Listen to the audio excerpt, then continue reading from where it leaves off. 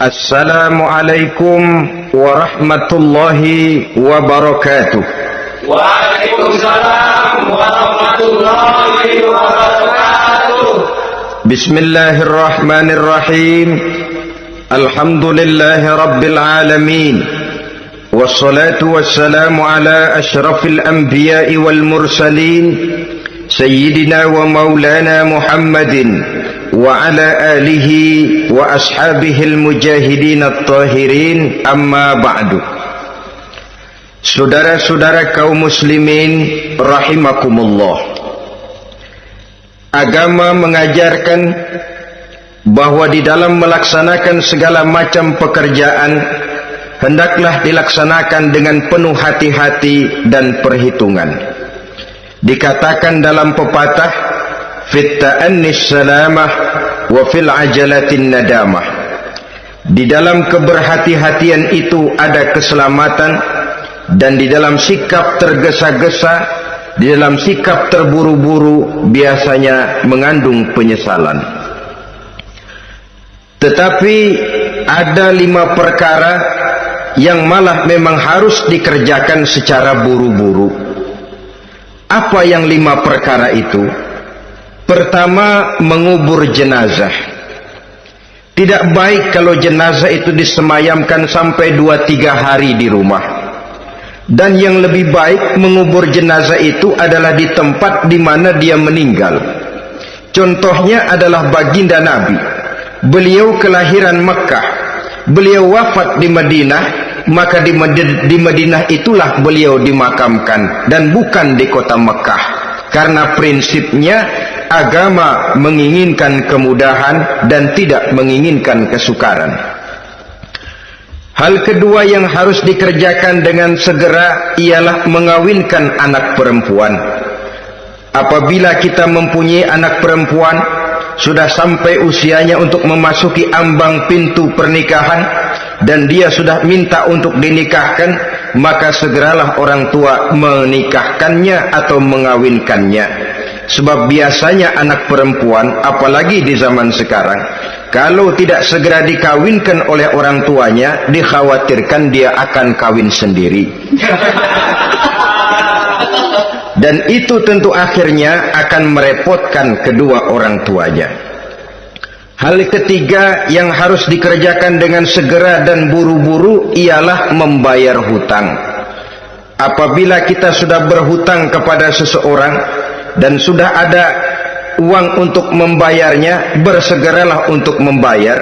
So kalau ditunda besok, lusa, atau hari minggu depan, dikhawatirkan uangnya akan terpakai untuk kepentingan-kepentingan yang lain, dan hutang akan tetap tinggal hutang, tidak pernah terbayar adanya. Hal keempat yang harus disegerakan ialah menghidangkan makanan untuk orang musafir yang kebetulan menjadi tamu di rumah kita. Dan hal yang kelima yang harus dilakukan dengan buru-buru, dengan segera bertaubat apabila mengerjakan perbuatan dosa.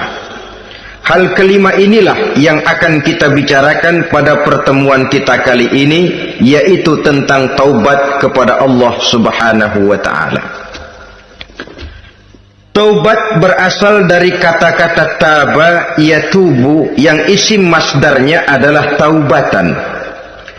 Artinya sama dengan roja'a yarji'u, ada ya'udu, pulang atau kembali. Bertobat maksudnya kembali dari yang dilarang oleh Allah. Kalau dalam perjalanan hidup ini kita suka menerjang larangan-larangan Allah, melaksanakan apa-apa yang dilarang olehnya, maka taubat artinya meninggalkan larangan-larangan itu dan kembali kepada apa yang diperintah oleh Allah Subhanahu wa ta'ala. Kenapa taubat ini harus disegerakan? Karena makhluk bernama manusia ini sulit melepaskan diri dari dosa dan salah. Nabi bersabda, kullu bani adam khatta'un wa khairul khatta'ina tawwabun. Setiap anak Adam, yakni setiap manusia, pasti mempunyai dosa dan kesalahan. Dan sebaik-baik orang yang mempunyai dosa dan kesalahan ialah orang yang segera bertaubat. Dengan kata lain, orang yang baik sesungguhnya bukanlah orang yang tidak punya salah, karena tidak ada orangnya yang tidak punya salah. Tetapi orang yang baik adalah orang yang apabila melakukan kesalahan, dia segera sadar, dijadikannya kesalahan itu sebagai pelajaran untuk tidak diulanginya lagi pada masa-masa yang akan datang. Inilah yang digambarkan oleh Allah Subhanahu wa taala dalam surah Ali Imran ayat 135. Walladzina iza fa'alu fahishatan, dan orang-orang yang apabila mereka terjatuh ke dalam perbuatan dosa, au zalamu anfusahum, atau berbuat zalim kepada diri mereka sendiri, zakarullaha fastaghfaru lidzunubihim, mereka segera ingat kepada Allah dan memohon ampun terhadap dosa yang pernah mereka kerjakan. Saudara-saudara kaum muslimin rahimakumullah, sejak awalnya iblis memang sudah memproklamirkan diri di hadapan Allah Subhanahu wa taala. Apa kata iblis? Ya Rabbi wa izzatika la azalu aghwi bani adama ma damat arwahuhum fi ajsadihim. Ya Allah, demi kemuliaan-Mu saya bersumpah, kata iblis, saya akan selalu memperdayakan anak-anak Adam, saya akan selalu menggoda manusia selama ruh mereka masih ada di dalam jasad mereka. Jadi selama ruh masih ada di dalam jasad, selama itulah iblis akan selalu berusaha menggelincirkan manusia untuk jatuh ke tempat salah dan ke tempat-tempat dosa. Tetapi kemudian Allah juga memberikan jaminan. Allah menjawab proklamasi iblis ini, wa izzati wa jalali ya mal'un la azalu aghfiru lahum mastaghfaru. Demi kehormatanku, demi kemuliaanku, hai mal'un, hai yang terkutuk, hai iblis, kalaupun engkau selalu memperdayakan manusia, kalaupun engkau selalu menipu dan menggoda mereka sepanjang ruh mereka masih ada di dalam jasad, aku akan senantiasa memberikan ampun kepada mereka sepanjang mereka memohonkan ampun kepadaku. Inilah jaminan dari Allah Subhanahu wa ta'ala.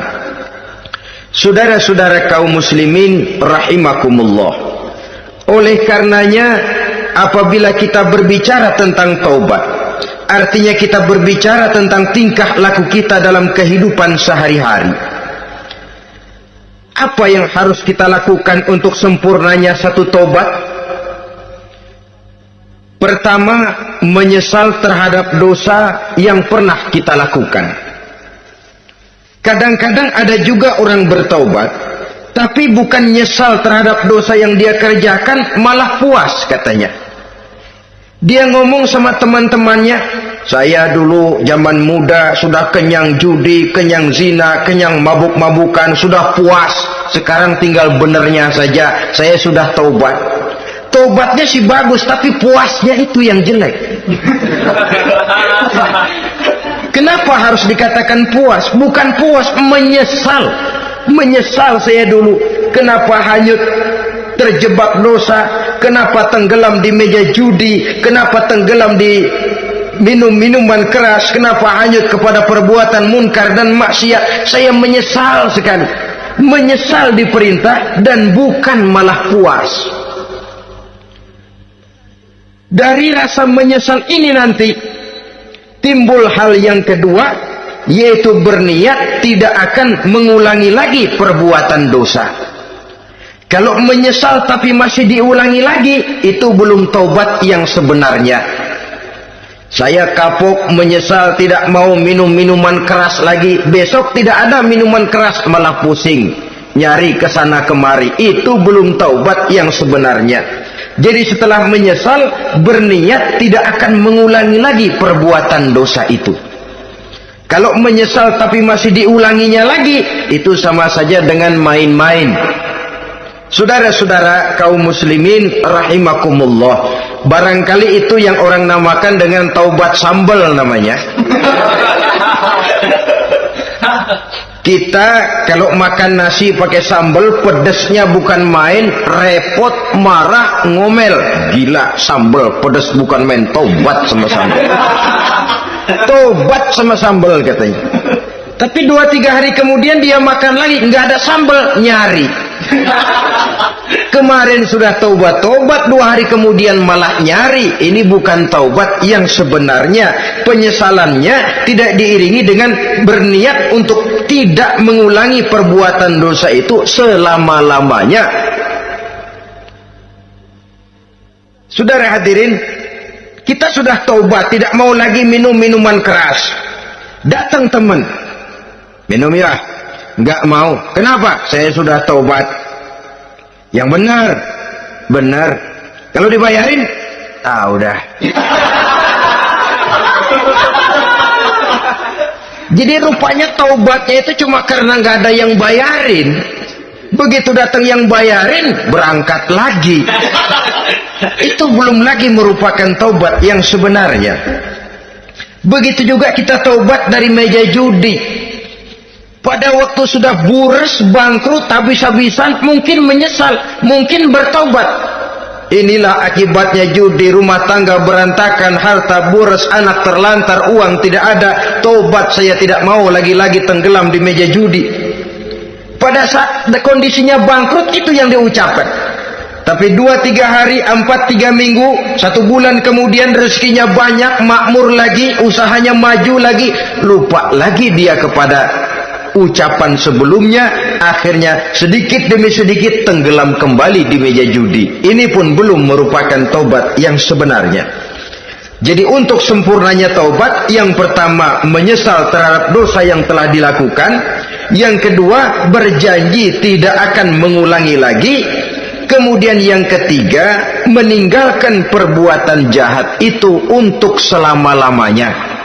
Dengan kata lain, kalau memang taubat tidak mau minum lagi, talak 3 itu minuman keras. Kalau memang niat tidak akan berjudi lagi, talak 3 itu segala macam bentuk perjudian, meninggalkan perbuatan jahat. Yang keempat, menunaikan semua fardu dan kewajiban. Sebab barangkali pada saat kita tenggelam dalam dosa, perintah-perintah Allah, jangankan yang sunnah, yang wajib saja sering kita lalaikan. Maka apabila diri telah berniat melaksanakan taubat, maka tunaikan semua kewajiban yang disyariatkan oleh agama kepada kita. Yang kelima, meminta halal kepada para lawannya dengan termasuk mengembalikan hak milik orang lain. Ini kalau menyangkut hukukul adamiyin atau hak-hak manusia. Jadi kalau kita berdosa kepada sesama manusia, Allah belum akan menerima taubat kita kalau kita belum minta maaf kepada yang bersangkutan. Adapun kalau kita sudah minta maaf tapi yang bersangkutan tidak mau memberikan maaf, itu urusan dia kepada Allah. Urusan kita adalah meminta maaf kepada yang bersangkutan. Hal yang keenam, mendidik atau melatih diri untuk bertaat kepada Allah. Sebagaimana kita dulunya telah melatih diri, memperturutkan diri untuk berbuat durhaka. Lalu memperbaiki yang dimakan dan yang diminum.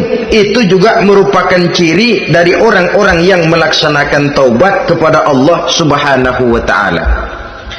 Kemudian apalagi memperbanyak istighfar di dalam kehidupan. Disabdakan oleh Nabi, inna likulli da'in dawa'un wa dawa'u zunubi al-istighfar. Sesungguhnya segala macam penyakit tentu ada obatnya, dan obat dari segala macam dosa adalah istighfar. Saudara-saudara kaum muslimin rahimakumullah. Jadi kalau yang terdahulu merupakan perbuatan-perbuatan konkret, maka yang terakhir ini taubat dalam bentuk ucapan berupa memperbanyak istighfar, memohonkan ampun kepada Allah Subhanahu wa ta'ala. Mari kita lihat dalam teladan hidup kita, manusia yang hatinya paling bersih, tidak lain adalah Rasulullah sallallahu alaihi wasallam. Beliau sudah mendapat jaminan ampun dari seluruh dosa. Liyaghfir lakallahu ma taqaddama min zambika wa ma ta'akhkhar, kata Allah. Muhammad, dosamu yang dahulu, dosamu yang sekarang, dosamu yang akan datang jikalau memang ada, seluruhnya sudah mendapat jaminan ampun dari Allah. Tetapi coba lihat dari sejarah perjalanan hidup yang mulia ini, sungguh pun beliau sudah nyata-nyata mendapat jaminan ampun dari Allah. Beliau mengatakan, ayyuhan nas, tubu ilallah, fa inni atubu fil yaumi mi'ata marrah. Wahai manusia, bertaubatlah kepada Allah, maka sesungguhnya saya, kata beliau, dalam satu hari bertaubat 100 kali kepada Allah. Dalam riwayat yang lain, sab'ina marrah, 70 kali beliau mengucapkan istighfar minimalnya dalam sehari semalam. Orang yang sudah nyata-nyata mendapat jaminan ampun dari Allah ini, satu hari satu malam istighfarnya minimal 70 kali. Apatah lagi kita yang nyata-nyata belum mendapat jaminan ampun dari Allah. Di dalam satu hadis diriwayatkan bahwa iblis laknatullah alaih pernah berkata, ahlaktun nasa bizzunubi wal ma'asi. Aku rusak dan aku hancurkan kehidupan manusia dengan dosa dan dengan segala macam perbuatan maksiat. Iblis menghancurkan manusia dengan menanamkan kegemaran berbuat dosa dan menanamkan kesukaan untuk bergelimang dalam dunia maksiat. Tetapi kemudian iblis mengakui, wa ahlakuni bila ilaha illallah wal istighfar. Tetapi kemudian terbalik, manusia menghancurkan aku dengan kalimat la ilaha illallah dan dengan istighfar, yakni mengucapkan astaghfirullahalazim. Inilah senjata pemungkas menghadapi upaya iblis untuk menghancurkan manusia. Kalau iblis menghancurkan manusia dengan perbuatan dosa, dengan menenggelamkan manusia ke dalam perbuatan-perbuatan maksiat, hendaknya kita sadar, pada saat kita terdorong untuk melakukan perbuatan dosa, kita lalu sadar inilah perangkap iblis untuk membinasakan saya. Pada saat kita terjebak ke dalam perbuatan maksiat dan munkarat, ingatlah baik-baik, inilah perangkap iblis untuk merusak dan membinasakan saya. Maka hancurkan perangkap iblis, hancurkan tipu daya dan usaha iblis itu dengan apa? Dengan kalimat la ilaha illallah dan dengan memperbanyak istighfar. Falamma ra'aitu dzalik, ketika aku lihat hal itu, kata iblis, mereka hancurkan kita dengan dosa dan maksiat, dan kita hancurkan mereka dengan la ilaha illallah dan istighfar. Diamkah iblis? Puaskah iblis? Ternyata tidak.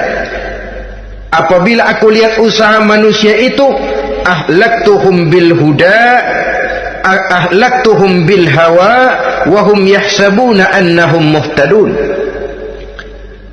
Apabila mereka hancurkan aku dengan la ilaha illallah dan istighfar, maka aku kembali menghancurkan mereka dengan mempergunakan hawa nafsu, sehingga mereka menyangka bahwa mereka adalah orang-orang yang mendapat petunjuk. Ditanamkan dalam diri kita perasaan bahwa kitalah orang yang paling benar, itu pun tipu daya iblis. Maka orang pintar itu baik, tapi merasa pintar itu jelek. Orang benar itu bagus, tapi merasa benar itu tidak baik. Karena biasanya orang kalau sudah merasa benar, lalu cenderung untuk menganggap orang lain tidak benar. Kalau sudah begitu, dia akan mengklaim diri, sayalah orang yang paling benar, yang lain tidak benar semuanya. Itu termasuk perangkap iblis juga, setelah kita gempur mereka dengan kalimat tahlil dan dengan kalimat istighfar. Saudara-saudara kaum muslimin rahimakumullah, Allah Maha Pengasih dan Maha Penyayang. Ia akan mengampunkan perbuatan yang bersifat salah dari manusia Hanya manusia saja yang kadang-kadang bodoh, tidak mau mengampuni dan memaafkan dirinya sendiri dengan membiarkan dirinya terseret berlarut-larut dalam dosa tanpa keinginan untuk bertaubat. Sepanjang nafas belum sampai di tenggorokan, sepanjang matahari masih terbit di sebelah timur dan terbenam di sebelah barat, sepanjang itu Allah masih akan menerima taubat seorang hamba. Innallaha yaqbalu taubatal abdi ma lam yugharghir. Allah akan senantiasa menerima taubat seorang hamba sebelum nafasnya sampai di tenggorokan. Apabila nafas sudah sampai di tenggorokan, maka taubat sudah terlambat adanya. Lalu yang konkret di dalam kehidupan ini, apa ciri-ciri dari orang yang melaksanakan taubat itu? Seorang ahli hikmah berkata, pertama, orang yang taubat itu kelihatan bahwa dalam kehidupan ini dia mampu menjaga lidahnya dari ucapan yang berlebih-lebihan, dari ucapan yang tidak ada manfaatnya, dari ucapan yang mengandung dosa, namimah, mengadu domba, dan ucapan-ucapan yang merugikan orang lain. Orang yang taubat kelihatan dari lidahnya. Ini yang konkret. Yang kedua, orang yang taubat itu cirinya tidak ada lagi rasa dengki di hatinya, tidak ada keinginan untuk membenci dan memusuhi orang lain. Kenapa? Dia sudah sibuk memikirkan kekurangan dirinya sendiri, sehingga tidak ada waktu lagi untuk mengorek-ngorek, mencari-cari aib dan kekurangan pada diri orang lain. Ini makna ucapan Nabi, tuba liman syaghalahu aibuhu an uyubin nas. Beruntunglah orang yang kekurangan pada dirinya menyebabkan dia cukup sibuk sehingga tidak sempat mencari-cari dan mengorek-ngorek aib dan kekurangan orang lain.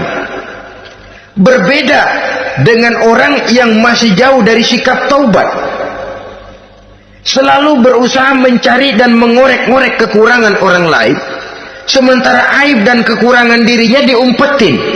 Ini namanya ilmu kancil. Orang lain disorotin, dia ngaling, ngumpet. Kerjaannya apa? Monten orang lain saja. Dia sendiri tidak mau diponten dan tidak mau memonten dirinya. Akibatnya apa? Sikap introspeksi tidak ada. Sikap mawas diri hilang. Sikap melihat, bercermin terhadap pribadinya sendiri hilang. Yang ada cuma menilai orang lain saja. Jadi adapun orang yang sudah bertaubat ini, di hatinya tidak ada dengki. Melihat orang lain mendapat nikmat, alhamdulillah, dia ikut bersyukur. Lain dengan orang yang jauh dari taubat, tetangganya dapat nikmat, dia meriang. Tidak senang hatinya melihat orang lain senang. Orang melarat malah tepuk tangan. Saudara hadirin yang saya muliakan, orang yang semacam ini pada hakikatnya selalu disiksa oleh perasaannya sendiri. Kalau tetangganya yang kaya, ditanya kemana dukunnya. Tapi kalau tetangganya jatuh melarat, dia tepuk tangan, gembira bukan main. Lain dengan orang yang sudah bertobat, hasud itu hilang dari dirinya. So hasud inilah yang akan memakan kebaikan yang kita kerjakan. Kata Nabi, hasud itu bisa memakan kebajikan seperti api memakan kayu bakar. Allahu Akbar. Puasa kita, zakat kita, sholat kita, habis kropos dimakan oleh sifat hasud. Tidak terasa, tapi begitu kita punya sifat dengki kepada orang lain, maka sholat kita dimakan oleh dengki tadi, puasa kita dimakan oleh dengki tadi, segala macam kebaikan yang kita kerjakan dimakan oleh si dengki tadi, seperti api memakan kayu bakar, cepat sekali. Itulah sebabnya bagaimanapun banyak kebaikan yang sudah kita kerjakan, jangan bangga dan jangan lalai. Sebaliknya, bagaimanapun besar dosa dan kesalahan yang pernah kita lakukan, jangan putus asa dari rahmatnya Allah Subhanahu wa ta'ala. Jadi yang kedua, ciri orang yang bertaubat, di hatinya tidak ada dengki dan tidak ada rasa ingin memusuhi orang lain. Dia berhadapan dengan setiap orang dengan modal husnuzon, baik sangka kepada Allah, tidak a priori. Kadang-kadang ada orang ketemu saja baru tapi sudah punya rasa jelek, diperturutkannya suuzonnya. Yang ketiga, ciri orang bertaubat itu menjauhkan diri dari pergaul dengan orang-orang jahat. Sebab kita tahu bahwa pergaulan sangat besar pengaruhnya dalam ikut membentuk kepribadian manusia. Asyariku wa fi syarri syarrun. Bersekutu dengan kejahatan biasanya ikut jadi jahat. Walaupun secara langsung tidak melakukan kejahatan, tapi sudah termasuk dalam jamaah yang jahat juga namanya. Saudara-saudara kaum muslimin, bukan berarti orang yang taubat lalu tidak mau bergaul itu juga mencerminkan keangkuhan diri. Bergaul dia bergaul, tetapi kepada orang-orang yang jahat ia sekedar menghindarkan diri pergaulannya itu dari kejahatan yang bisa ditimbulkan oleh orang-orang jahat tadi. Ciri yang keempat dari orang yang bertaubat, dia mempersiapkan diri untuk menghadapi mati. Mempersiapkan diri, sebagaimana kita tahu kalau kita akan pergi ke luar kota, tentu kita membawa bekal. Makin jauh perjalanan, makin banyak bekal yang harus kita bawa. Hidup ini adalah perjalanan panjang yang kita juga memerlukan bekal dalam kehidupan. Orang yang bertaubat, orang yang mempersiapkan diri untuk menghadapi maut dan menghadapi hari-hari sesudah maut itu datang, menghadapi kehidupan di alam barzakh, menghadapi kehidupan di alam akhirat dan selanjutnya. Dia mempunyai persiapan sehingga kapan maut datang dia sudah punya persiapan lebih dahulu. Saudara, kalau kita siap dipukul orang, pada saat pukulan itu datang rasanya sakitnya agak lebih kurang daripada kita tidak pernah siap untuk dipukul. Walaupun bobot pukulannya sama, tapi kita akan lebih punya daya tahan kalau kita sudah siap. Oleh karena itu, orang yang bertobat, orang yang mempunyai persiapan untuk menghadapi mati. Tidak hanya untuk menghadapi mati, tapi juga menghadapi hidup di seberang kematian nanti. Maka karenanya dia sibuk dengan dunianya, tapi juga dia lebih sibuk dengan akhiratnya. Dia tenggelam dalam berbagai macam kesibukan dunia, lain saat dia memfanakan diri untuk membekali diri menghadapi kehidupan sesudah hidup yang sekarang ini. Ciri-ciri ini tentu akan kelihatan dari gerak hidup seseorang. Saudara-saudara kaum muslimin rahimakumullah. Jadi dengan kata lain, kalau kita kembali kepada surah Ali Imran ayat 135 tadi, apabila dalam kehidupan terjebak kita kepada perbuatan dosa atau zalim kepada diri sendiri, zakarullah, segeralah mengingat Allah. Fastaghfaru li dzunubihim, dan segera memperbanyak istighfar, memohon ampun kepada Allah Subhanahu wa taala, sebab dosa dalam Islam hanya bisa ditebus dengan taubat. Bukan dengan uang, bukan dengan beras, bukan juga dengan piagam. Dosa dalam Islam hanya bisa ditebus dengan melaksanakan taubat kepada Allah. Dan untuk bertaubat tidak usah ngulur waktu.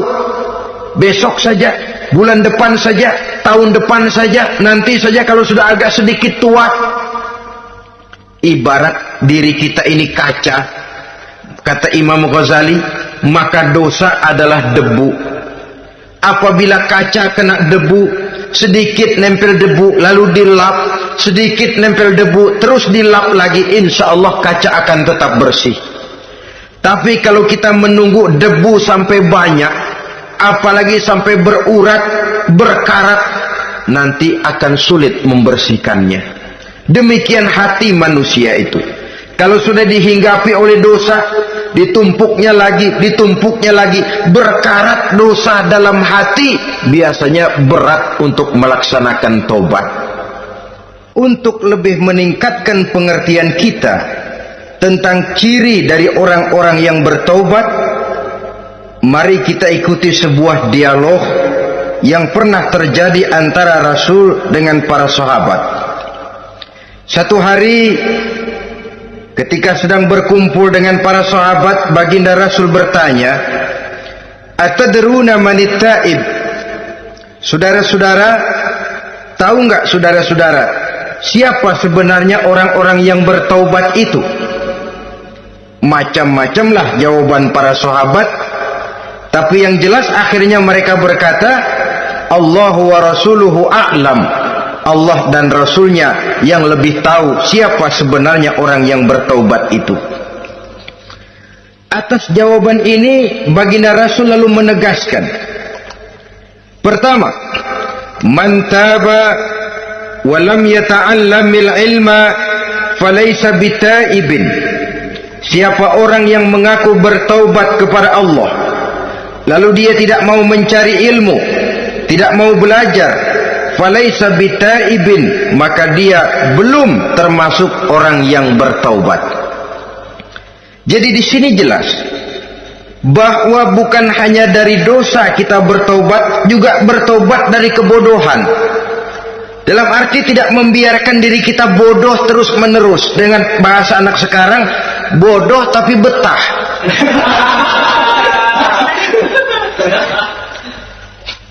Orang yang mengaku bertaubat tapi tidak menggali ilmu, tidak mau belajar, tidak mau mencari ilmu, tidak hadir di mana majelis taklim, belum dianggap taubat yang sebenarnya. Jadi grafik orang yang taubat itu kelihatan dari kesungguhannya mencari ilmu, menghadiri majelis taklim, menghadiri kuliah-kuliah, ceramah-ceramah dan diskusi-diskusi keagamaan. Rakus dia dengan ilmu pengetahuan agama, sehingga dengan ilmunya taubatnya semakin mantap. Ini ciri yang pertama. Lalu beliau bersabda lagi, wa man taba wa lam yazdad fil ibadati falaysa bitaibin. Barang siapa yang mengaku bertaubat tapi ibadahnya tidak tambah-tambah, maka dia belum termasuk orang yang taubat. Orang yang bertaubat ada grafik peningkatan ibadahnya. Jadi kalau mulutnya taubat, minta ampun, tapi ibadahnya gitu-gitu aja, belum merupakan taubat yang sebenarnya. Jadi pada saat dia melaksanakan taubat, memproklamirkan diri untuk kembali ke jalan Allah, nilai ibadahnya meningkat. Kalau sholatnya tadinya cuma sekedar yang wajib-wajib saja, setelah dia taubat bertambah melaksanakan yang sunnah, rawatibnya, qobliyah, ba'diyahnya, atau kemudian nawafilnya berupa tahajud, hajat, duha, istikharah, dan solat-solat sunnah lainnya. Jadi kelihatan dari peningkatan ibadahnya. Ini ciri yang kedua. Yang ketiga kata Nabi lagi, wa man taba wa lam yardal khusama falaysa bitaibin. Barang siapa yang mengaku bertaubat kepada Allah tapi dia tidak bisa meridhoi musuh-musuhnya, maka belum lagi dia dianggap orang yang bertaubat. Meridhoi, memaafkan musuh. Saudara, memberi maaf itu lebih sulit daripada minta maaf. Tapi memberi maaf lebih mulia daripada minta maaf. Minta maaf gampang, memberi maaf yang sulit. Karena itu orang yang memberi maaf menunjukkan jiwa yang lebih luhur daripada orang yang minta maaf. Sebab apa? Posisi orang yang memberi maaf kan posisi orang yang menang. Biasanya dalam posisi menang orang gampang congkak dan sombong. Orang datang minta maaf kepada kita, lalu timbul keseganan. Iya, minta maaf sih gampang. Memberi maaf itu yang sulit, tapi itu yang sangat dianjurkan, dan itu merupakan ciri dari orang-orang yang bertaubat. Lalu apalagi? Wa man taba wa lam yughayyir libasahu wa zinatahu falaysa bitaibin. Barang siapa yang mengaku bertaubat tetapi pakaian dan perhiasannya tidak berubah, maka dia belum lagi dianggap bertaubat. Orang bilang pakaian memang kulit, yang penting isi. Tetapi bagaimanapun kulit mencerminkan isi. Dari pakaian kita bisa mengkaji kepribadian seseorang. Saya berpendapat bahwa pakaian penting, kulit juga penting. Kulit penting, isi penting. Kulit tanpa isi tidak ada artinya. Isi tanpa kulit juga meragukan orang. Wah, yang penting kan isinya, kulitnya gimana saja. Saya mau tanya, saudara dapat duren di jalanan, isi aja nggak ada kulitnya, kira-kira dimakan nggak duren itu? Paling kurang akan menimbulkan keraguan, jangan-jangan sudah dicampur racun ini. Jadi dengan demikian orang yang bertaubat ini kelihatan dari cara berpakaian, cara berhias diri, tidak over. Dia kembali kepada fungsi berpakaian. Dalam Islam kan sesungguhnya fungsi pakaian itu yang paling utama. Pertama, nutup aurat, itu ukurannya. Yang kedua, pantas. Yang ketiga, baru soal mode. Di zaman kita sekarang terbalik, mode nomor 1, pantas belakangan, nutup aurat apa tidak nomor 16.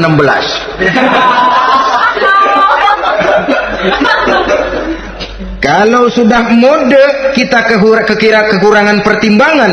Ini buat saya pantas apa tidak, ini menutup aurat apa tidak.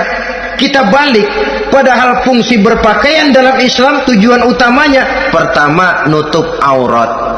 Biar modenya mutaakhir, ciptaan Pierre Cardin sekalipun, kalau memang tidak nutup aurat, ya hukumnya masih belum berpakaian. Atau juga ukuran yang kedua, pantas. Yang orang lain pantas kita pakai, belum tentu kita pantas. Kita kadang-kadang kehilangan pertimbangan. Lihat iklan bintang film memakai pakaian yang begini bagus, lalu kita pakai saja. Ya tentu namanya bintang film. Kadang-kadang pakaian untuk show dipakai buat kondangan, akhirnya habis sekampung orang nonton dia. Ya nggak pantas toh, nggak wajar. Saudara hadirin yang saya muliakan, orang yang bertobat kelihatan dari pakaian dan perhiasannya. Kalau sudah memakai perhiasan, ya sekedarnya saja, tidak lalu dengan niat supaya orang tonton, supaya orang lihat, supaya orang tahu dia kaya, supaya timbul decak kagum, asal dia lihat orang lalu wah. Kalau sudah diwahi lalu senang. Saudara hadirin yang saya muliakan, kemudian kata Nabi lagi, wa man taba wa lam yubaddil ashabahu falaysa bitaibin. Siapa yang mengaku bertaubat tapi pergaulannya dari itu ke itu saja, seperti itu juga, tidak mengalami perubahan, maka dia belum lagi dianggap bertaubat. Kalau taubat kita dari judi, jangan bergaul lagi dengan penjudi. Dalam arti jangan berkumpul di majelis judi. Ah, saya sih udah tobat nggak main judi, tapi ngumpulnya di situ terus. Ya bagaimana? Pada akhirnya toh akan terseret juga. Saudara hadirin yang saya muliakan, jadi dengan demikian lingkungan juga sangat besar pengaruhnya dalam kriteria orang yang bertaubat. Selanjutnya Nabi bersabda, wa man taba walam yughayyir khuluquhu falaysa bitaibin.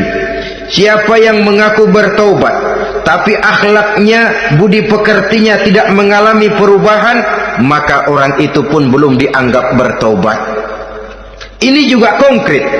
Orang yang bertaubat kelihatan dari akhlaknya. Kalau kemarin sama orang tua songong, kurang ajar, nyelongcong, maka setelah taubat dia berakhlak kepada orang tua. Kalau kemarin kepada anak muda menindas, tidak senang kepada anak muda yang maju, setelah dia taubat dia bisa menyayangi kepada anak-anak muda. Akhlak ini lain dengan adat, istiadat. Adat biasanya hanya memandang yang lahir, sedangkan akhlak zahir batin dipandang. Contoh, seorang anak muda kalau lewat di depan orang tua membungkukkan badan, menurut adat dia sudah sopan.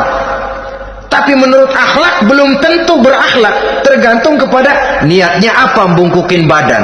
Permisi apa ngina.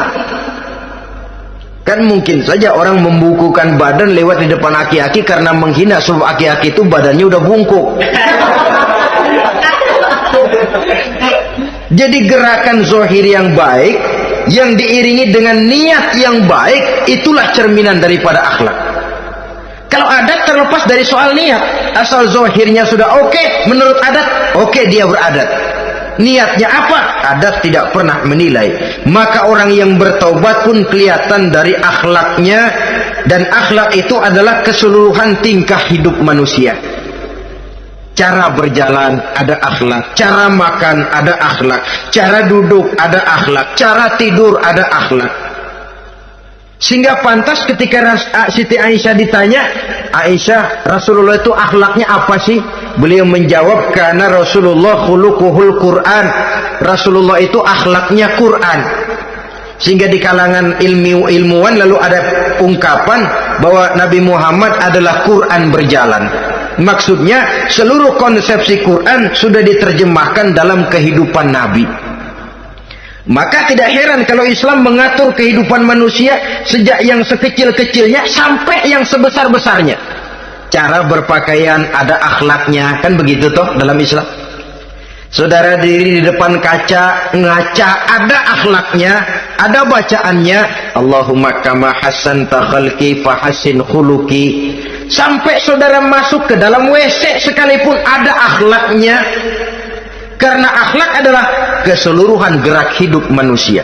Orang yang bertobat kelihatan dari perubahan akhlaknya.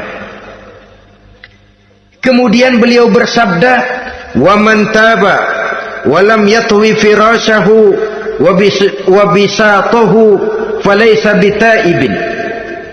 Siapa orang yang mengaku bertaubat tetapi dia tidak menggulung tempat tidur dan spraynya, maka dia belum dianggap bertaubat. Ini bahasa kinayah. Menggulung spray, melipat tempat tidur artinya lebih banyak ibadahnya daripada tidurnya. Kalau ngaku taubat tapi sehari 24 jam, 22 jam tidur, cuma 2 jam ibadah, ya belum mencapai kriteria itu. Dengan kata lain, orang apabila sudah memproklamirkan diri untuk taubat, menyingsingkan lengan baju, melipat spray, menggulung tempat tidur. Bukan berarti dia tidak tidur-tidur, tetapi bersiap diri untuk melaksanakan ibadah yang pada saat dia terjebak dalam dosa, sudah banyak ibadah yang ditinggalkannya.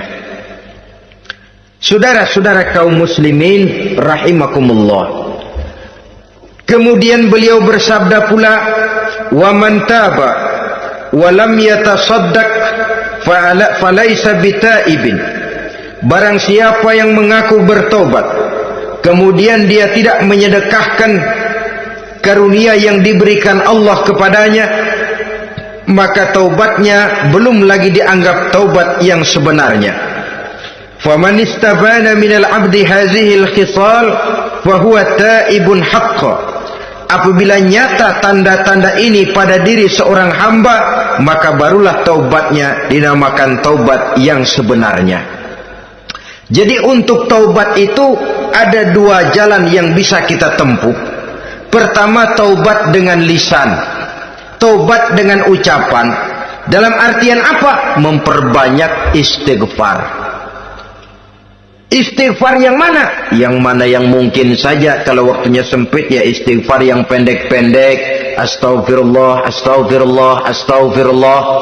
Mau yang lebih panjang, astaghfirullahalazim allazi la ilaha illa huwal hayyul qayyum wa atubu ilaih min jami'il ma'asi waz zunub la haula wala quwwata illa billahil aliyyil azim. Ada waktu yang lebih panjang lagi membaca sayyidul istighfar. Tiap kali berbuat jahat, tiap kali diiringi dengan istighfar. Nah, ini yang bisa runtuh dengan istighfar ini dosa apa? Dosa yang ringan, dosa yang biasanya dilakukan oleh panca indera kita. Mata ini dosa mata, insya Allah bisa runtuh dengan istighfar. Ngelihat yang haram, cepat nunduk, astagfirullah. Habis nunduk jangan ngeliatin lagi. Kadang-kadang ngelihat nunduk, istighfar, melotot lagi, istighfar lagi.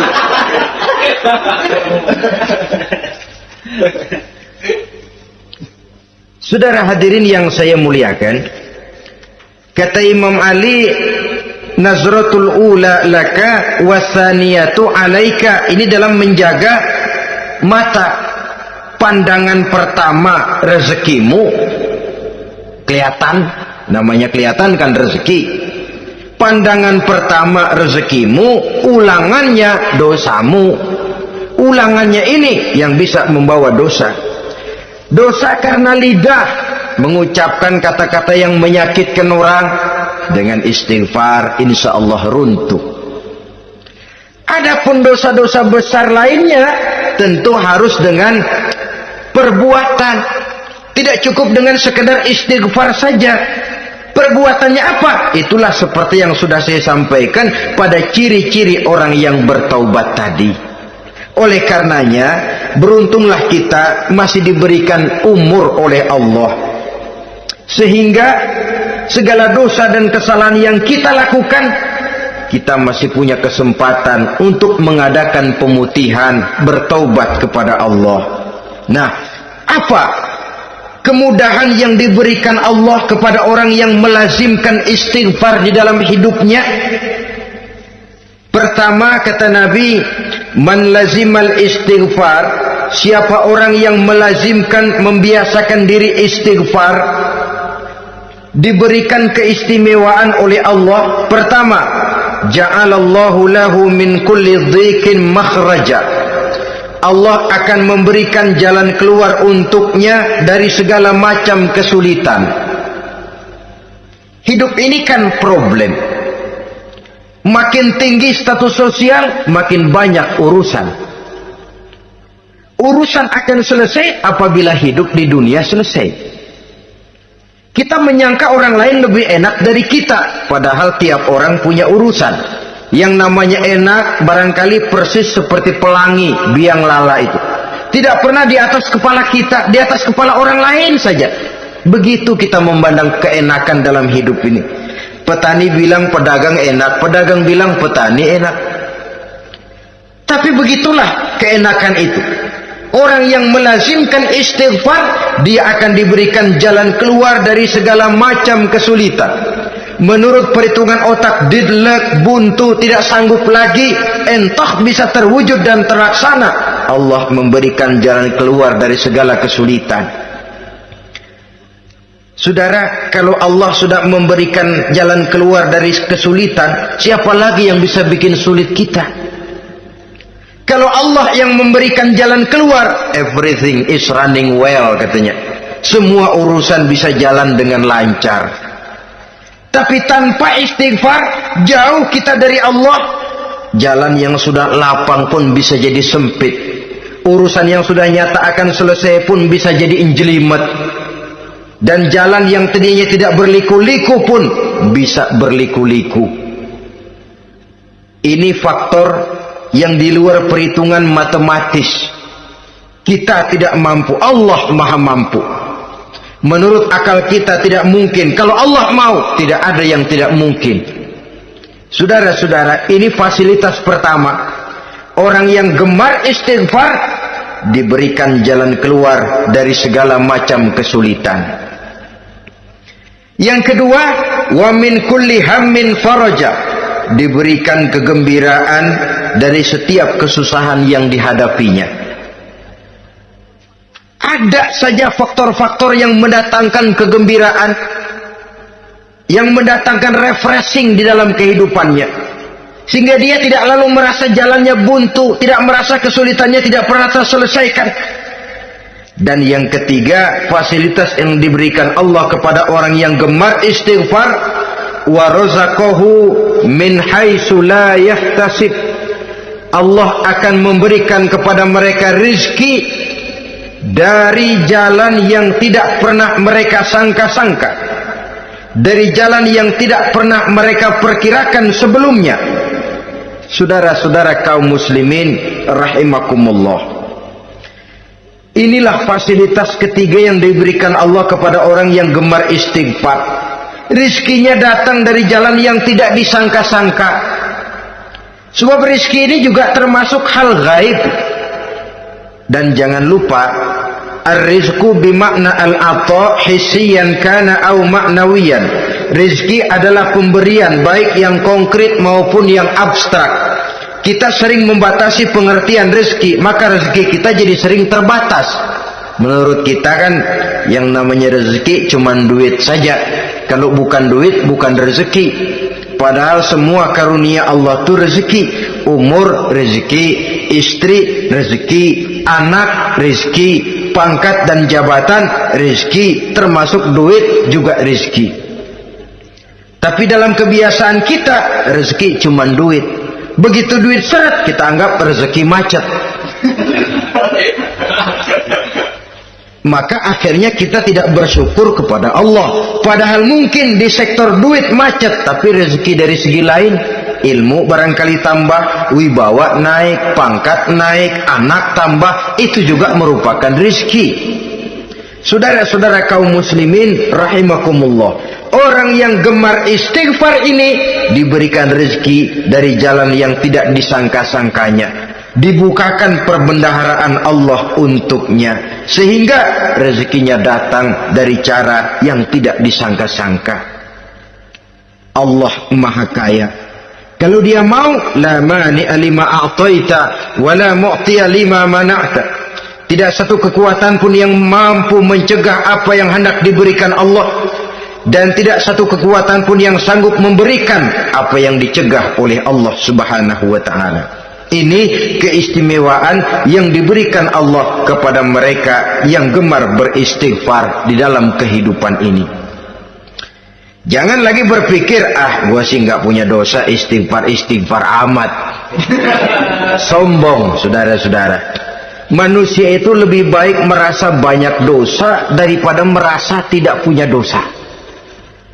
Tanda orang bahagia, kata Nabi, 4. Pertama, orang yang selalu ingat kepada kesalahan yang pernah dia lakukan. Itu orang bahagia. Selalu ingat kepada kesalahan yang pernah dilakukannya. Sehingga pada saat akan melakukan kesalahan yang baru, dia mikir-mikir, dosa gue yang kemarin udah 3 keranjang, nih nambah lagi. Ingatannya terhadap kesalahan yang lalu akan merupakan langkah preventif yang mencegah dirinya untuk tidak menambah kesalahannya. Orang bahagia, orang yang selalu ingat kesalahan yang pernah dia lakukan, terbayang di pelupuk mata, bukan ngumpet-ngumpetin dosa. Sebab apa yang mau kita umpetin di hadapan Allah? Yang kedua, tanda orang bahagia itu orang yang selalu melupakan kebaikannya. Kalau dia berbuat baik, dia lupakan. Dia anggap dirinya belum pernah berbuat baik. Sehingga di mana ada kebaikan, dia tidak bisa ikut. Dia merasa sangat rugi. Sebab dia anggap dirinya belum pernah berbuat baik. Yang ketiga, tanda orang bahagia, dalam urusan dunia, dia lihat ke bawah. Sehingga timbul rasa syukurnya. Bahwa kalau dia sengsara masih banyak yang lebih sengsara dari dia. Bahwa kalau dia miskin masih jauh lebih banyak yang miskin dari dia. Bahwa kalau dia menemui kesulitan masih banyak yang jauh lebih sulit dari dia. Dengan cara itu jiwanya akan lapang, hidupnya akan tenang, dan dia tidak pernah ingkar kepada nikmat yang diberikan Allah. Sebaliknya yang keempat, tanda orang bahagia itu dalam urusan akhirat dia lihat ke atas. Dunia lihat yang bawah, akhirat lihat yang atas. Kalau dia bisa sholat, kenapa saya tidak? Kalau dia sanggup puasa, kenapa saya tidak? Kalau dia bisa baca Quran, kenapa saya tidak? Timbul panas, nyontoh ibadah mendatangkan kebahagiaan. Rakus ibadah malah dianjurkan, rakus dunia malah tercela. Nah, lawanannya orang celaka, saudara-saudara. Orang celaka juga tandanya 4, lawanan yang tadi itu. Pertama, orang yang selalu melupakan kesalahannya. Kalau berbuat dosa lupa, sok bersih. Alah, dosa gue mah dikit. Saudara hadirin yang saya muliakan, orang yang selalu melupakan kesalahan, menganggap dirinya bersih, akhirnya kalau ingin berbuat dosa nggak dimikir-mikir, tidak ada lagi yang ditimbang-timbang. Selanjutnya, yang kedua, orang celaka itu orang yang selalu mengingat kebaikannya. Akhirnya apa? Timbul sifat nepuk dada, membanggakan jasa, lahirlah pahlawan-pahlawan kesiangan. Selalu membanggakan diri, nepuk dada, kalau enggak saya, itu masjid, kalau enggak saya, itu pesantren, kalau enggak saya, itu umat, kalau enggak saya. Memangnya kalau enggak sampean kenapa? Orang yang celaka adalah orang yang selalu menghitung-hitung kebaikan yang pernah dikerjakannya. Keikhlasannya kurang, makin dia hitung, makin kurang nilai pahalanya. Makanya kalau berbuat baik, ya anggap saja buang sampah, gak usah ditengok-tengok, gak usah diingat-ingat, dan gak usah mengharap orang yang kita tempat berbuat baik akan membalas kebaikan. Saudara hadirin yang saya muliakan, yang ketiga tanda orang celaka dalam urusan dunia, ngelihatnya ke atas, panasnya timbul, syirik dan dengkinya naik, rakusnya jadi.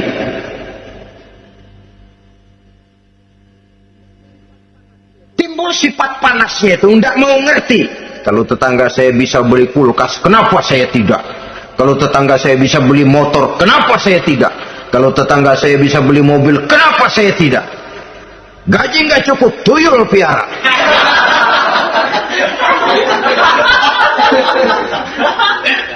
Orang itu kalau sudah didorong oleh rakus kan bisa jadi menghalalkan segala macam cara untuk mencapai tujuan.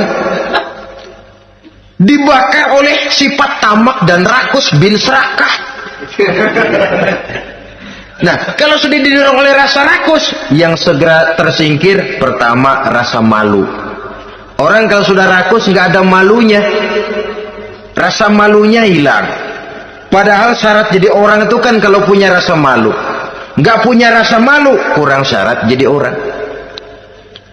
Akan bagaimana jadinya masyarakat, bahkan bangsa dan negara, kalau rakyatnya sudah tidak punya rasa malu.